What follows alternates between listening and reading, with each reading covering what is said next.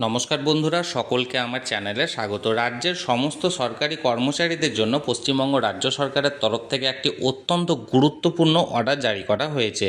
কি সেই অর্ডারে কী কী বলা হয়েছে আজকের ভিডিওতে বিস্তারিতভাবে আলোচনা করব। ভিডিওটি ভালো লেগে থাকলে লাইক, শেয়ার এবং সেই সাথে চ্যানেলটিকে সাবস্ক্রাইব করে নিতে ভুলবেন না। তাহলে চলুন আমরা বিস্তারিত জেনে নিই। দেখুন, এই অর্ডারটি জারি করা হয়েছে office of the chief secretary government of West বেঙ্গলের তরফ থেকে। ডেট হচ্ছে 19শে মে 2026। এই অর্ডারের যে মূল বিষয়বস্তু সেটি সংক্ষেপে আমি আপনাদের সঙ্গে আলোচনা করছি। এটির বিষয়বস্তু হলো পশ্চিমবঙ্গ সরকারি কর্মচারীদের আচরণবিধি অনুযায়ী।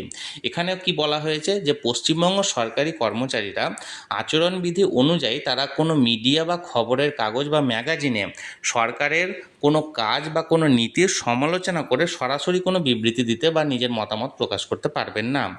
এই বিষয়ে যদি তাদের কোনো বক্তব্য দিতে হয় তাহলে তাদেরকে আগে থেকে সরকারের কাছ থেকে অনুমতি নিতে হবে। পশ্চিমবঙ্গ সরকারের কর্মচারী আচরণবিধি স্পষ্ট নির্দেশিকা অনুযায়ী কোনো কর্মচারী ঊর্ধ্বতন কর্তৃপক্ষের পূর্বের অনুমতি ছাড়া কোনো প্রেস বা মিডিয়া বা বাইরের কোনো ব্যক্তির সামনে সরকারি কাজের সাথে সম্পর্কিত কোনো তথ্য বা বক্তব্য তিনি প্রদান করতে পারবেন না।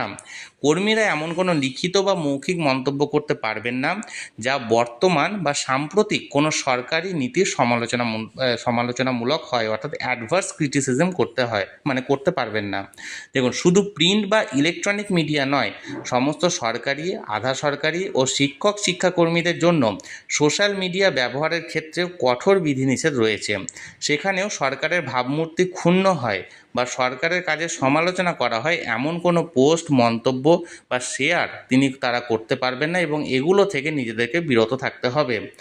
আইন ও প্রশাসনিক শৃঙ্খলা বজায় রাখার স্বার্থে এই নীতিগুলি তৈরি করা হয়েছে এবং সংশ্লিষ্ট কর্মীদের চাকরি চলাকালীন এই নিয়মগুলি মেনে চলা বাধ্যতামূলক।